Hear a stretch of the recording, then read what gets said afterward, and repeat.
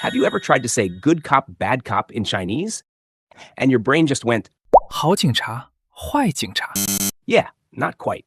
In real Mandarin, the phrase you actually want is 一个唱红脸，一个唱白脸。 literally. One person sings the red face, the other sings the white face. Sounds dramatic? Exactly.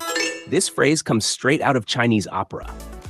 Welcome back to 舌尖上的中文, where learning Chinese is fun and practical. In Chinese opera, face colors are basically character spoilers. 红脸, the red face, usually gives loyal, righteous, good guy energy. So 唱红脸 means you play the nice one, the come on, I'm on your side one.